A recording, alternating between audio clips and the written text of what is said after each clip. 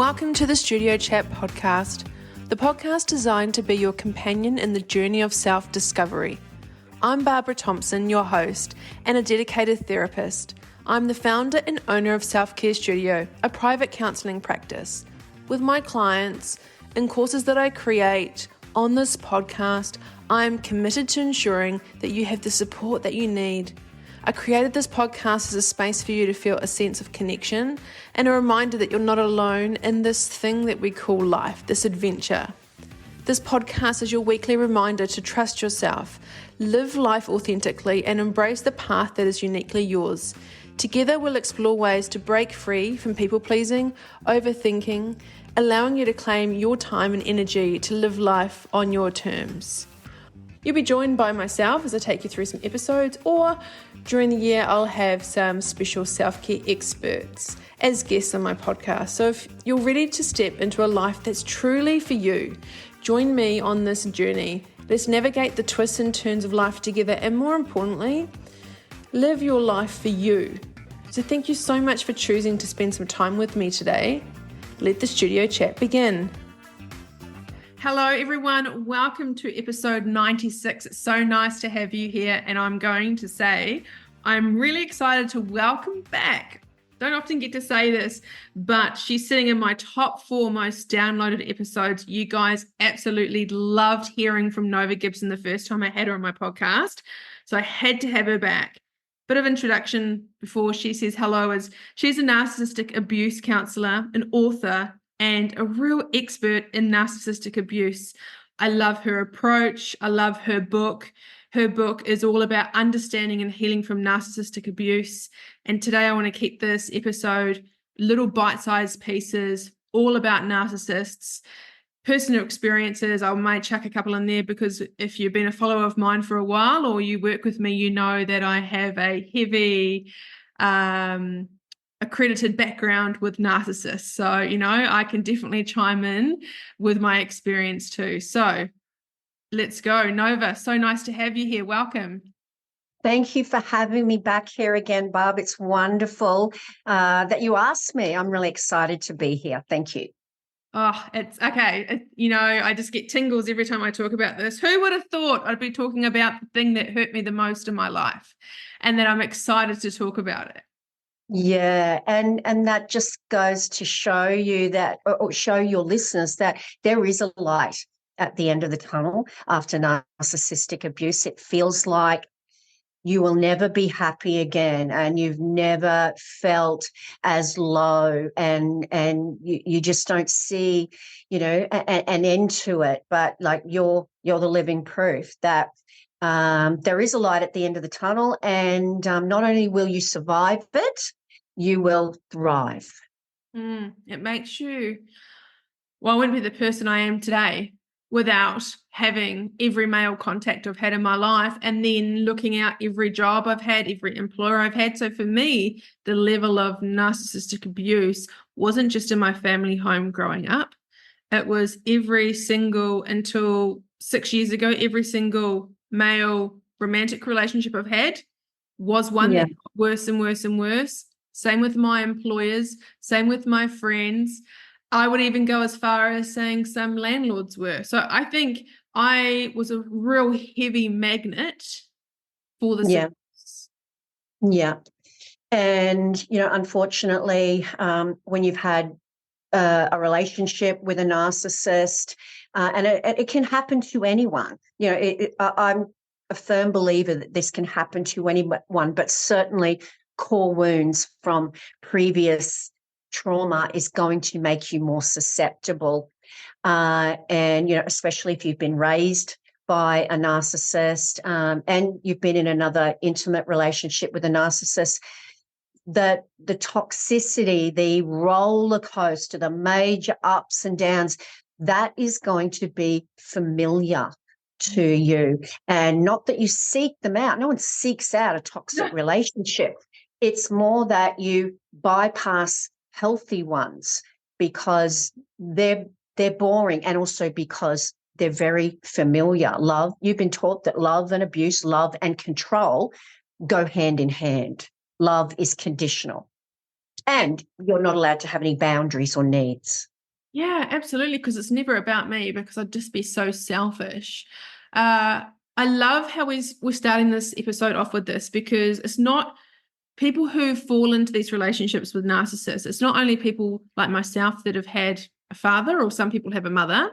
It can be someone that you've had a great childhood, and it can be an intimate partner, it can be a boss, it can be a friend. So I'd love us to start with, what are some common tactics that these narcissists use to hook us in? Okay, so are you talking more from someone who hasn't had any previous Yeah. trauma in their lives? Okay, so the narcissist is going to look for someone who's the opposite of them. They're going to look for someone who's got loads of empathy, which you just expect. We take it for granted that someone's got empathy. Um, they're going to look for someone who loves looking after others, who likes to give, because they like to take. So they're going to be looking for someone basically who has all the amazing traits that they don't possess.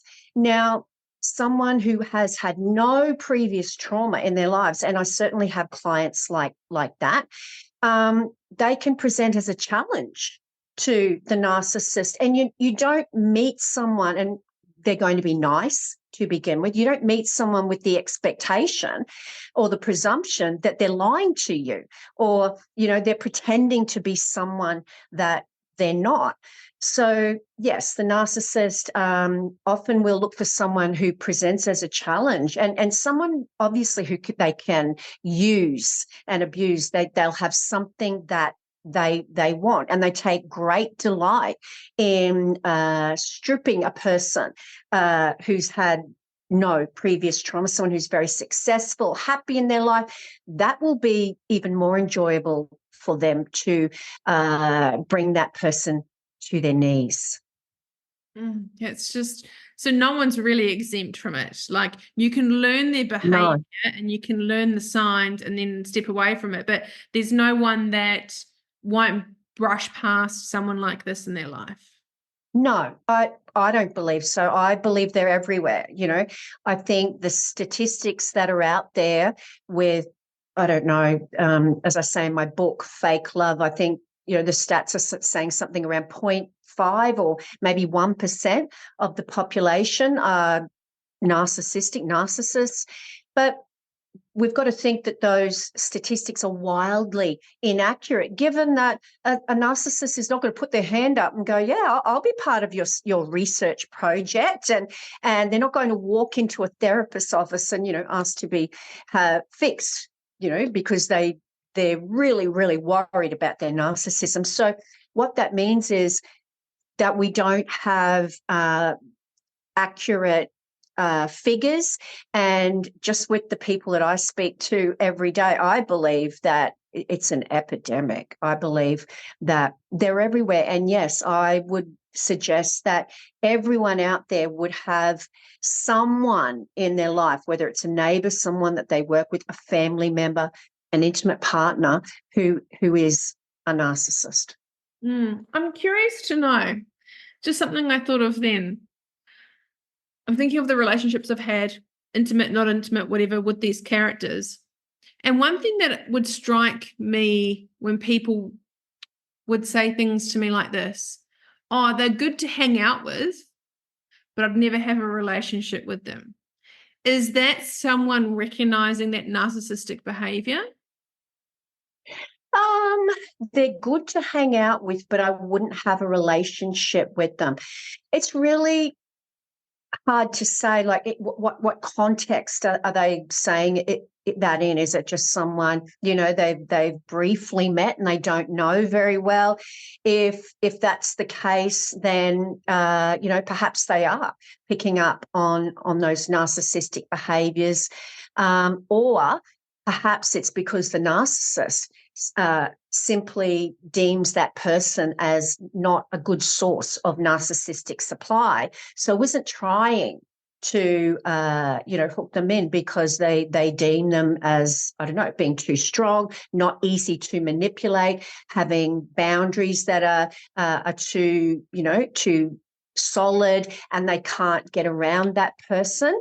But yeah, if they're saying that they wouldn't have a relationship with them, obviously there's some kind of deterrent there, whether the narcissist is just gone, yeah, he's not worth putting the energy out to love bomb, or yes, they see through the mask. I think that's what it was, because it would be people that would know these people. Like it would be people that have known them for a long time and like, they're all fun and good, but oh my God, I'd never have any, not necessarily intimate relationship. I really wouldn't have anything closely to do with them because, yeah. Oh, okay. Yeah. So, yeah, they've obviously seen the narcissist in action. And, narcissists can be fun because, they're impulsive, that they can be spontaneous. And, that's what they do when they're love bombing you. They're out there to have a good time. It's all about them. But obviously that person has seen, another side to them. But, I'd question why, if they've seen that other side, why are they kind of hanging out with that person to begin with? There's I believe some kind of need in them that is being fulfilled in being with someone they clearly don't trust. Yeah, it's interesting because they can be the life of the party and they're so charismatic, but they're never surrounded. They always have a lot of people around them. But in my experience, they never had like a best mate or a really close, healthy group of friends. It was like they're so popular and they know a lot of people and they get on with everyone, but they're actually, when you actually look at, apart from their family, which I'll talk about in a minute, but best friend or anything, or they had no friends, or they'd have a friend and then it would always be their problem. So friends would come and go, but there wouldn't be like a strong, constant bond with somebody. Yeah. Well, narcissists don't have friends. Friendship requires genuineness, loyalty, trust, unconditional love, support, loyalty, all of those things. A narcissist has followers and butt kisses, that they have people in their life who serve a purpose for them. And, if they do have what they call a best friend, it's certainly not a friendship in terms of what a friendship would be for you and I. It's a transactional relationship where that person is, for whatever reasons, maybe previous trauma of their own, is getting their needs met by the narcissist, or as a flying monkey, we call them, they're just as toxic, as the narcissist. But I wouldn't call them friends. I would call, because they will discard, a friend, a flying monkey, just as easily as they will discard anyone else. Everyone has a use-by date, and as soon as you displease the narcissist in some way, they will discard you and they'll keep you round, calling you a friend, as long as you are meeting their needs in some way. Flying monkeys. Wow. I've met many in my time. For anyone that's listening to this that actually probably doesn't know what that means, what does flying monkeys mean? Okay, so it's a term that we use in narcissistic abuse recovery, and many of your listeners will have watched the movie The Wizard of Oz, one of my favourite movies when I was a child, seen it a million times. And the flying monkeys, the term comes from the ugly little monkeys that were like the henchmen of the Wicked Witch. So she would dispatch them. She would send them out to do the Wicked Witch's bidding. So we call anyone who is being manipulated to do the narcissist's bidding, we call them a flying monkey, because the narcissist can't do the dirty work themselves, most of the time, because then it would be obvious who and what they are. So instead, they send out their flying monkeys to do their dirty work, so the narcissist's hands remain clean, and they can look like the innocent party. And the flying monkeys, I'm interested. It's something that I've experienced more than once in my life, and I know some of my clients have too. I'm just going to speak about the male narcissist for a minute. When you're in a relationship with them, what is the deal with their mums? They are, I've had 3 occasions of this, so I can actually say they. In my experience, oh my God, they are so weird, so crazy, so bizarre, so rude. They enable their son's behavior, even to the point where one point I sat down with one and said, he's doing X, Y, Z. He's doing this drug. He's drinking this. He's doing this. And at the point, she got really angry, not at me, but I was the first girlfriend that had actually spoken up and said, this is what he's doing. And she was like so disgusted, and she went off. I'm never going to give him any money again. And the next week, she's like putting thousands of dollars into his bank account again, enabling him, and he could just do no wrong. And it just feels like karma never gets them. It just feels like their mums enable them to do whatever. And I'm just sitting there going, when is it their time? No, I don't want to sound horrible, but I feel like these mothers in particular, I'm like, I physically just sit in front of you. I've moved to a different country. I don't know anyone. I'm living in Australia. I'm telling you about this behavior. Yeah. And they're enabling it. Yeah.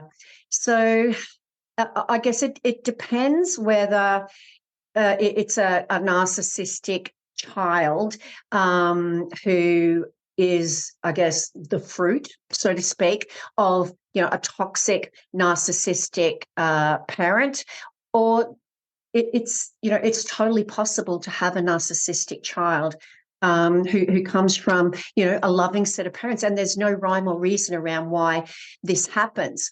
But certainly, the mother of if she's not a narcissist herself, then she's going to be manipulated by that adult child and abused, essentially. And perhaps the father was her abuser, and she's become an enabler in that situation, and is turning a blind eye to what her son is doing. Or if it's a totally toxic narcissistic parent, then they have to protect their image of being a fragmented family. They need to look like the perfect family to society. So that I guess they're trying to contain all of that, those things that would reflect badly on their family by keeping him from embarrassing them. It's all about image to the narcissistic parent. And of course, you were exposing the flaws in the family. You were exposing the cracks. So, whilst she, I guess, supported you in the beginning, in the end, they're always going to support their child, because it's about image and maintaining that image, and all abuse will remain behind closed doors, or anything that reflects badly on the family as it is seen by society. Yeah, because even when my clients have shared me things about their relationships and their mother-in-laws or things like that, it's been very similar to me, as in the terms of just the mother's demeanor and just what she's just like. And you just think, wow. Yeah. It also depends on the role of that adult child, whether they're a golden child or a scapegoat child. Now, the scapegoat child is going to be still forever trying to please that narcissistic parent, and never getting there, because their role is the dumping ground for everything the narcissist hates about themselves. And they're craving their whole life the love of that parent. So they fail, they get up and try again. They fail, they get up and try again. So there's going to be a different dynamic there than what there is with the golden child, who tends to be, the narcissistic parents, I guess right-hand man. They're groomed to reflect positively on that parent. They want to keep their position, at the top of the triangle, because they've been pitted against their scapegoat sibling.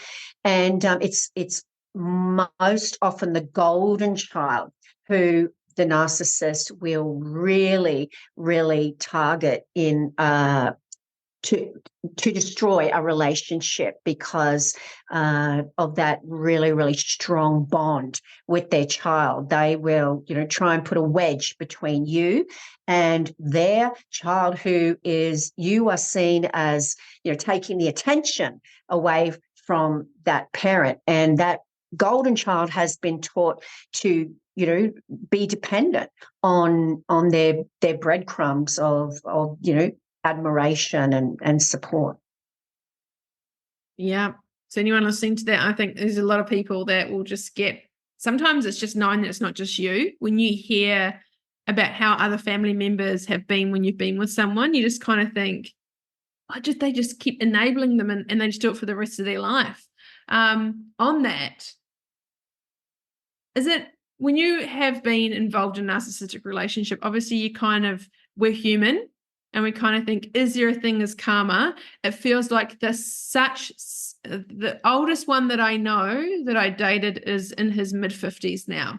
And I don't know much about him, but I'm pretty sure he's still pretty slippery snake. Nothing's touched him. It's like Teflon. Do you think that they ever get their comeuppance? They ever get their karma? Yes, I absolutely do. And, we wouldn't be human if we didn't want, them to just feel a little bit of the pain that they've inflicted upon us.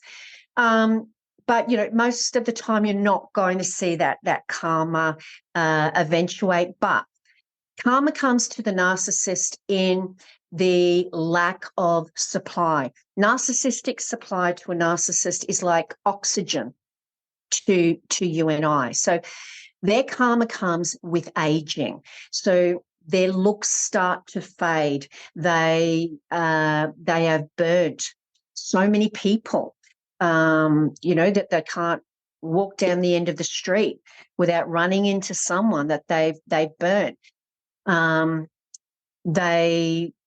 As they get old, they're not working anymore, so they lose that platform of supply of admiration, attention, negative or positive. And people are starting to, become aware, and their dreams of being, worshipped have not come to fruition. So they become bitter, twisted, angry old people, because no one's worshipping them, and their sources are starting to dry up. So they're like, if you can imagine, an old person walking around with an oxygen tank. They're struggling to breathe. They're struggling to get their narcissistic supply. And aging is like, that is like the worst thing in the world to a narcissist. So how old are they going to have to be so they can be like that? We're talking about in their 60s and their 70s? Oh, look, everyone, I guess it depends on the narcissist, but I would think that, a narcissist would start thinking very early, of how to, I guess, prevent, that. And there's nothing wrong. I don't want to go down that track of, doing something to make yourself feel better and look better. There's nothing wrong with that. But a narcissist, they will be that they're getting old, very early on. It will really start to bother them like it wouldn't bother a normal person. So while you're not seeing it in this person who's, I think you said they're in their 50s, believe me, that person will be really thinking about, their own mortality and how their youth is something that is going fast, and that they're no longer going to be able to get, that supply that they once got. They panic. Good. One thing that you just said in that, and it's so interesting, is you said that their looks fade. Now, the relationships I've had with men, if I'm going to be really honest, were never good looking. It was to the point that before I met them, and I say this to my clients, if you saw this person walking across the street, would you go, oh, he or she's a bit of all right? We don't, because they don't have that. And it's interesting that with the trauma bonding and with their looks, that they're not kind of what we would normally go for. And I find that now as a counselor, if I can recognize quite early on a type of narcissistic abuse, possibly, one of the first questions I ask them is, tell me what you love about them. Why do you love them? And there's two answers you get. You get one answer that is, hang on. That's a really good question. And they'll be they actually won't be able to answer that. We know what that abuse is. But then if it's, I'm looking for something that's like, they make me feel safe. I really love hanging out with them. We laugh a lot. Like, it's pretty kind of instantaneous. If you love someone, even if it's not much, you can kind of come back straight away and go, I love this person because X, Y, Z. Yeah, exactly. And I think we spoke about this last time, but that feeling of love that victims refer to is not love, because love feels good, and love is based around all those things that friendship is, compassion, empathy, kindness. We think that we love this person because of the intensity of the feelings you have for them, which is based on not because it feels good to be with them, but because it feels so bad to be without them. And that's not love. That's addiction. That's a powerful trauma bond. And the intensity of your feelings for them is withdrawal. Yep. And that is the hardest thing to break. Even when you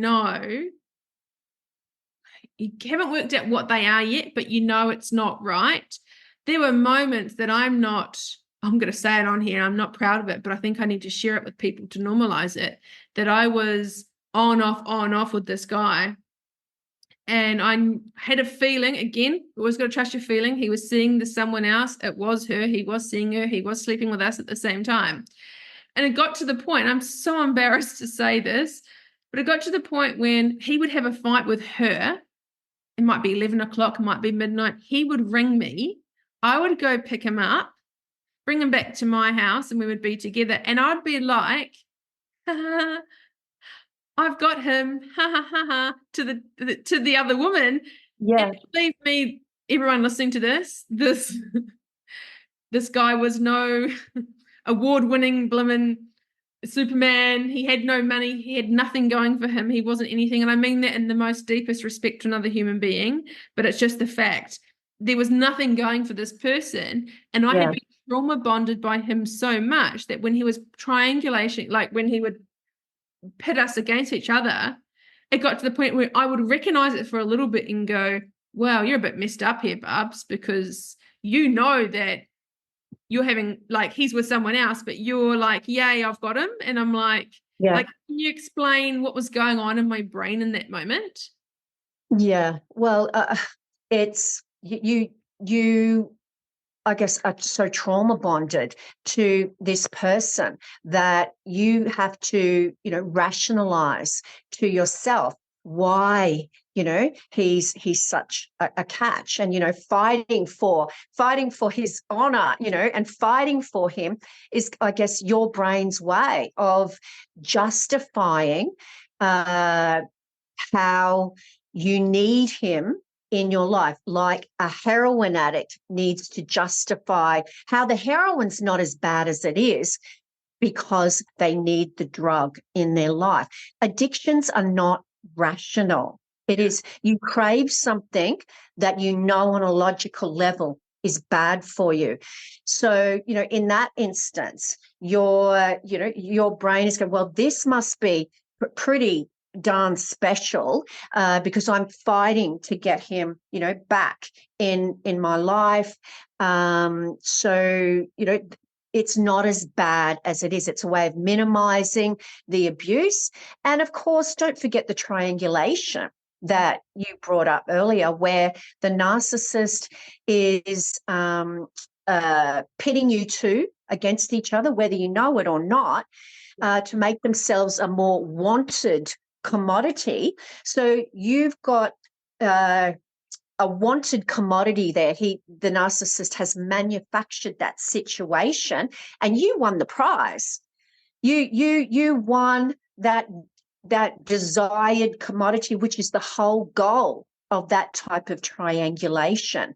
And it also, in a very irrational way, justifies why you can keep that drug in your life. Yeah. And anyone listening to this, let me tell you, this guy, I actually worked with him, believe it or not, but he would come up to my desk, and all my colleagues would give me shit about it. He'd go, babe. And I'd be like, yeah. And he'd be like, can I have $20 for cigarettes? Like, he would ask me for 20, and everyone would go, babe. But like, everyone at work would take the piss out of me. Funny now, but I'd be like, shut up. And he'd come up to me and go, can you buy me lunch? And he was a lot older than me. So when I'm talking that I won the prize, that trauma bonding for me is, and I'm a smart person. This is what I don't understand. I understand. It's got nothing to do. I know.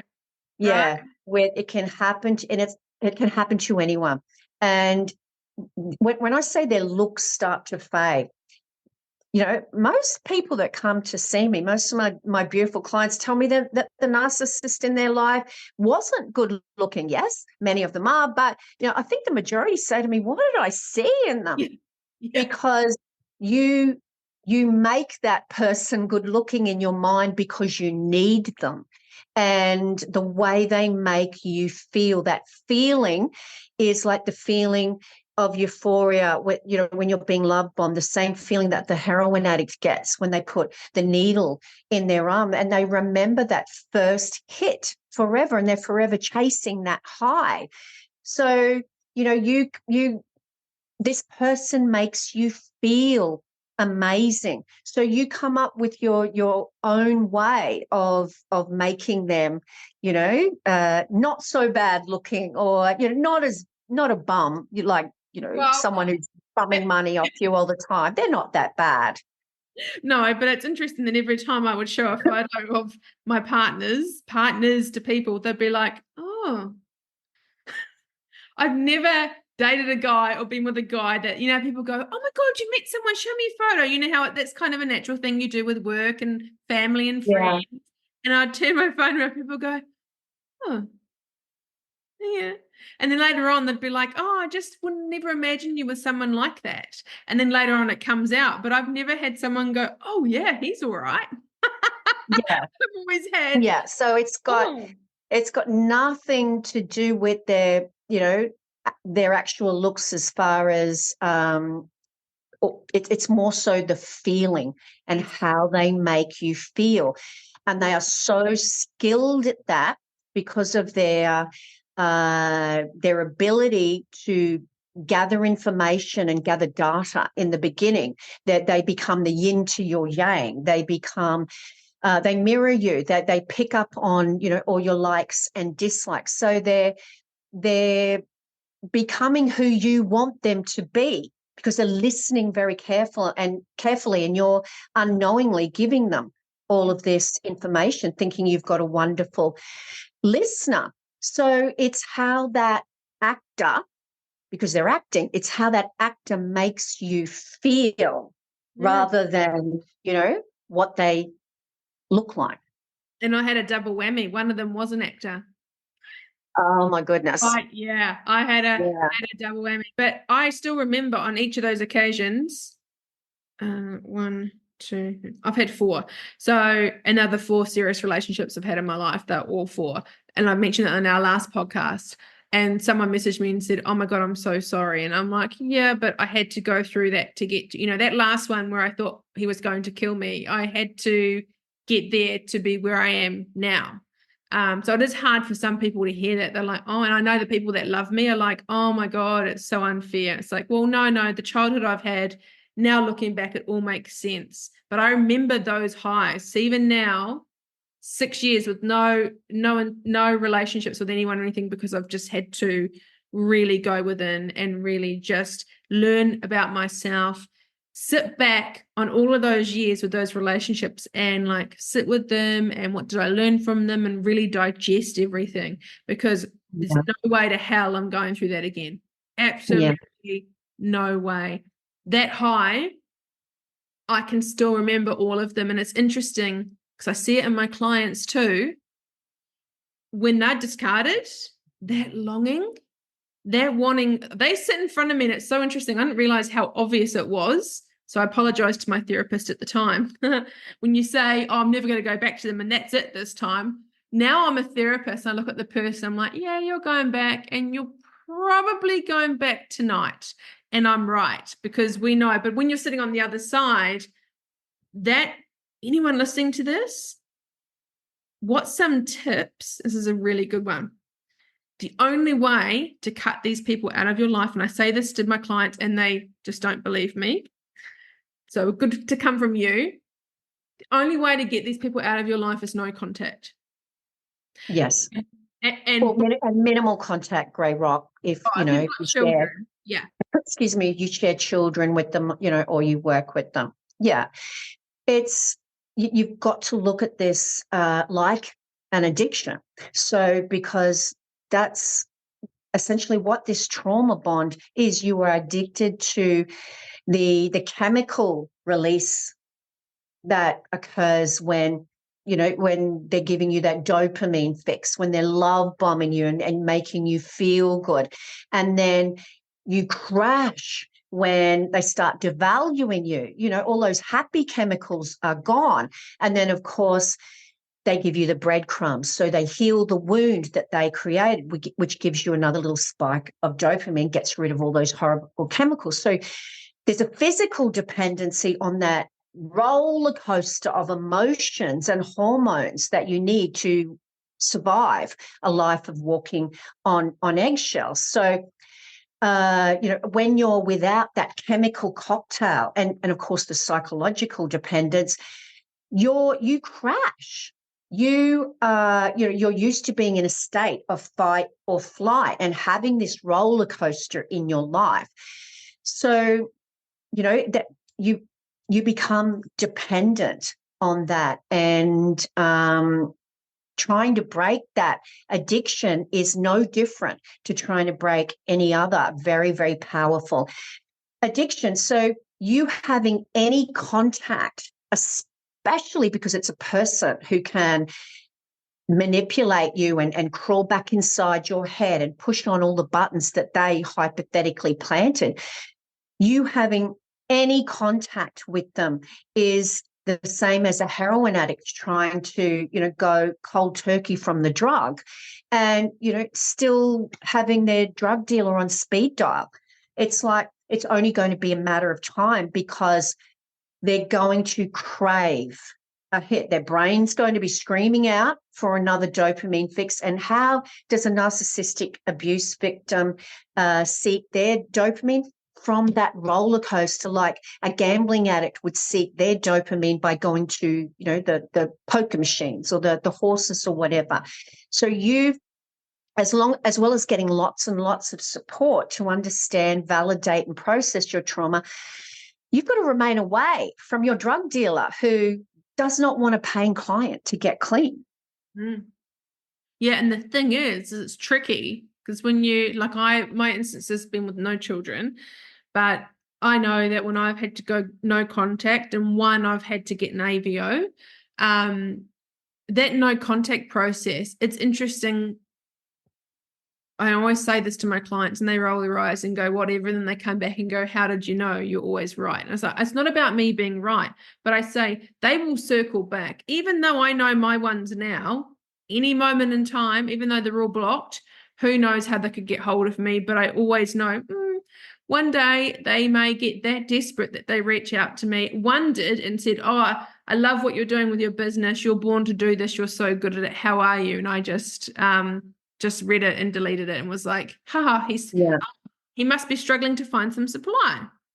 But once That's right. upon a time, I would have gone, oh my God, he misses me. And that Yeah. message didn't say anything about him missing me. I interpret it how I want to interpret. But when I Yes. say to people, you've got no contact, but then with the no contact, you've got to be strong. But with that no contact, it can be 12 months, 18 months, 3 years. They will circle back. Yeah, they will hoover you. So there's another term, hoover, coming from the Hoover vacuum cleaner, meaning to suck you back in. And it's never with good intentions. They do not change. This is their personality. So it is only ever to regain control of you and to restart that cycle. So this is why it's so important not just to go no contact. That on its own is not going to help you when they come back to hoover you. You've got to process your trauma, understand it, and have your trauma validated. Otherwise, when that time comes, and they love to pick the moments when it looks like you're really moving on with your life and you're healing, because then it will be such fun to tear you down again. And if you haven't processed what happened to you and they come back to hoover you and they look like they're a changed person and you get that little dopamine hit again, it's only going to be a matter of time before they suck you back in or hoover you back into the vortex. Mm-hmm.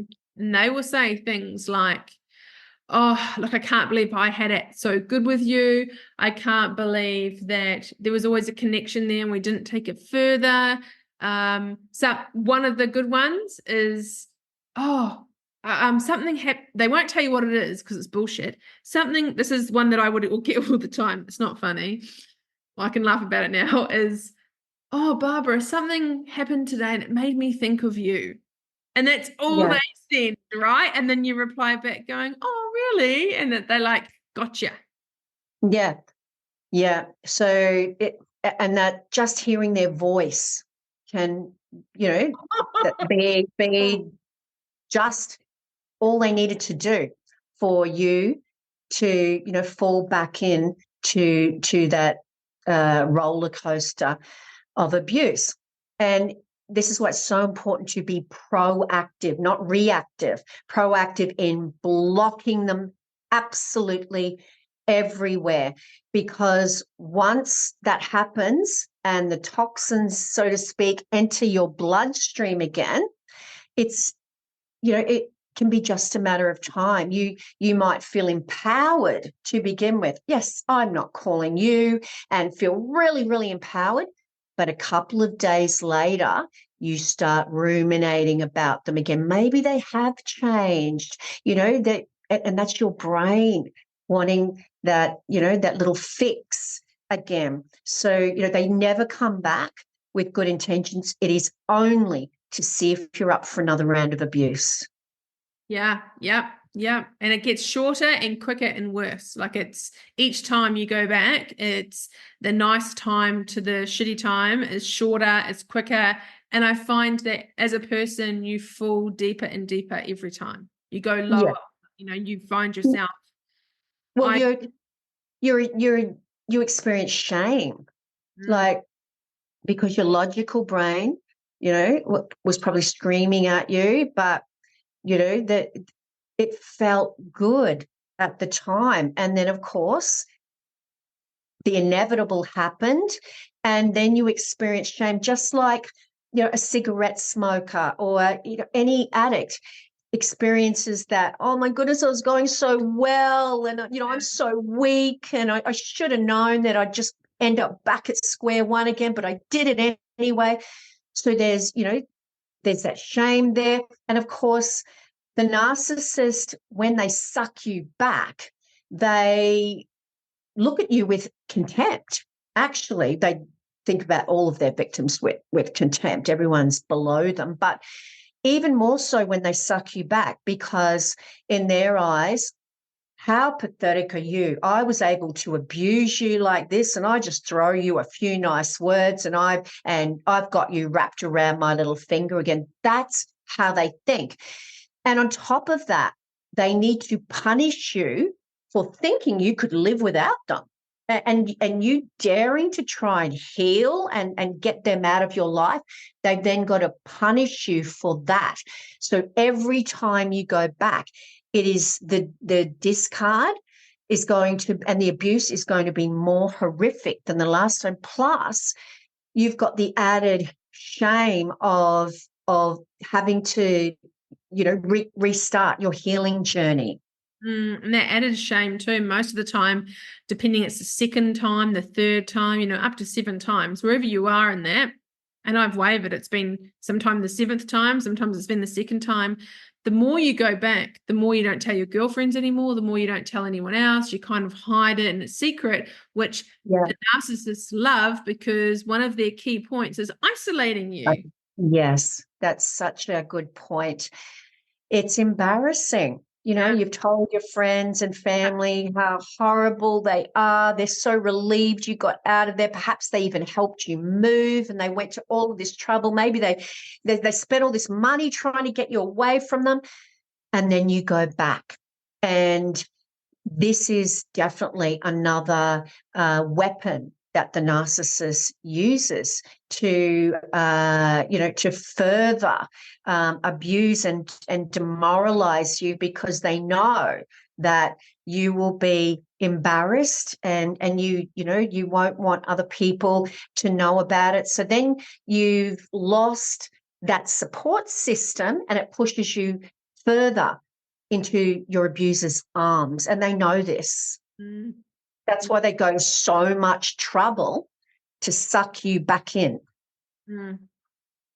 And on the final point today, because obviously I could just talk to you forever, the final thing I wanted to talk to you about today is there's a lot of people that have been in these relationships or are currently in them, that they feel like, how come everything I do is never good enough? And we all don't feel good enough as human beings, but I know there's a lot of people that are in them, just out of them, or on reflection. How come I'm never good enough? How come I did everything I wasn't good enough? How can we help people? For the narcissist? Yeah, you know how sometimes we do everything, like everyone that I know that's been in a narcissist type relationship, like at work, you stay late, you go above and beyond. In a relationship, you do everything around the house, you have it all clean, you let them do whatever they want, like you're the best person, and everything you do, you buy them little treats all the time, and you do little cutesy things. Yeah. And That's never enough. Yeah. Because where would the fun be for a narcissist if you actually achieved something? The paradox is that they don't actually want you to succeed. They want you, and they set you up to continually fail. And so you will get back up again and again, demoralized, defeated, but you will get back up again and again and try and please them. So they continually shift the goalposts, because their supply doesn't come from you actually achieving something. It comes from you failing and trying again. That's what they look at you and think, yep, you never get there, but you just keep getting back up again and again. I must be pretty special. So, this is their goal, to just crush you and have you just never, ever feel good about yourself. Yeah. So that's where I say to some of my clients, it's not all about looks. It's never about that, or it's never about money. But sometimes I like to take my clients on a bit of a journey, and there's always someone in the media, someone that is deemed successful or beautiful or gorgeous. And hey, look, they get into narcissists. So you kind of go, hey, this person XYZ, are they good enough? Like, yeah, we are all good enough, but that's such a hard place to get out of, because not only are you wanting breadcrumbs, and in your head you're like, nothing I do is good enough. I've got to keep trying harder. I've got to keep trying harder. And then this person just keeps swinging back. Like, it's such a vicious, and I know it's such a vicious, dark, shitty place to be. You get glimpses of, oh, okay, I know this isn't good for me. I'll try and get out of it. But that's really fleeting, to the point where you're just chasing the validation of this one person. Yeah. And, that's the nature of, being in a relationship with a narcissist. You will never, ever feel good enough. So if you have other people in your life who are like that, who basically benefit from you having no boundaries, and that lack of boundaries either comes from before that relationship, from previous trauma, or the narcissist destroys any boundaries that you did have. They're eroded away. So people who are narcissistic gravitate towards other people they can use and abuse. So it's normal to look around your circle and find other people in your life when you've been in a narcissistic relationship who benefit from your lack of boundaries. But this is why it's so important to process your trauma and get lots and lots of support, because the right person who is healthy, who may seem boring to begin with because they're not giving you that roller coaster, the right person will be grateful. They won't tell you that everything you do is wrong. And if that's what someone is doing in your life, reevaluate that relationship, because that is not a healthy relationship. That's toxic. And, the only people who, and this is why processing and making your healing journey, your self-care number one, is so important, because you need to develop those boundaries and practice them. They won't feel comfortable to begin with, but practice them, because the only people who will have a problem with your boundaries are the people who benefit from you having none. Healthy people won't have a problem with them. So this is, I think it's so important to remember that someone who's healthy and loves you will not tell you that everything you've done is wrong and that you're just worthless and useless. You never do anything right. Yeah, and you said you got to make sure, if you're seeing a therapist or you're seeking out the support, it's the right support, because this is a very specific area. It's someone needs to be able to support you that understands it and can see it from all angles, and not give you the, oh, but you're not perfect all the time. Yes, look, as you and I both know, it is, some therapy is not always better than no therapy. Right. You really need to do your homework and find someone who understands narcissistic abuse. And unfortunately, there isn't enough awareness in the mental health area. And, the wrong therapist, while they may be, beautiful people and very, very good at their jobs and in other areas, they can give you detrimental advice, such as, write your abuser a letter. Tell them how you feel, which is just arming your abuser up with weapons to use against you. Or, what's wrong with you that made, caused you to be abused, which, is what your abuser has been telling you the whole time. So, yes, it's important to explore previous trauma, absolutely, but you've got to understand this trauma before you can go backwards. Correct. Yeah. And also knowing, like, any job out there, any industry, narcissists are therapists. So you've got to think about that too. You've actually got to know that who you're speaking to could be, I had one, so it could be that as well. So it's not to scare anyone. It's just awareness, and it's just to make sure that how I started off, in all honesty, and it was a very slow start. You don't just click your fingers and move through this. I did my own research. I couldn't find anything, and this was like 6-7 years ago. I just went onto YouTube and watched. There's only 2 women at that time that were talking about narcissistic abuse, and I watched all their videos, and then was kind of like, oh, okay. And then I found a book, or then I found something, and then you'll be gravitated. You'll find the right stuff for what you need. But definitely now, with someone like Nova, you need to check her out and actually, have sessions with a counsellor like Nova that is specialized in this, so you can get targeted, specific, individualized support. Yes, I think it's very, very important to find someone who understands this type of very insidious, abuse that's often covert.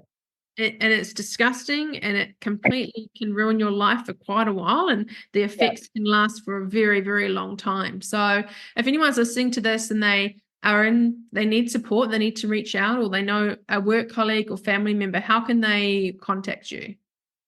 Okay, so they can contact me at my website, which is www.brighter Outlook Narcissistic Abuse Counselling Service, where I've got loads of information, and follow me on Facebook. Just look for Nova Gibson Counselling Service, Instagram, Nova's Narcissist Abuse Recovery. Excellent. And you do a lot of lives and a lot of reels and a lot of really helpful tools to help people, and you've got your book as well, which, hands down, that would be the first thing that people should buy your book. And it's like a handbook. You can just pick, we're all at different stages, as you said. We can just pick and choose what you need for that time. Yeah. So, please get a copy of Fake Love, Understanding and Healing from Narcissistic Abuse. It's for men and women, and it's not a boring textbook. It will be like your handbook / I guess Bible to understand what you've been through and to help you heal or escape.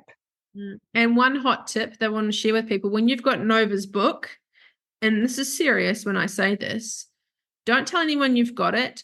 Don't show the narcissist, look at this book, Fake Love, it's all about you. Don't leave it on your bedside table when they're picking up the children and they see it, or leave it in the house. Like, I know it just takes a bit of practice, but something when you're reading or learning, no one needs to know. Keep it to yourself and hide that. Like, read the book, but if he or she comes around to the house to pick up the kids, or you see them, make sure they do not see the book, because it will make you feel shittier. They will turn it around and flip it on you. Yeah, absolutely. The narcissist will just project and, tell you that's not them. That's you. You're that person. So, keep your cards close to your chest when you know.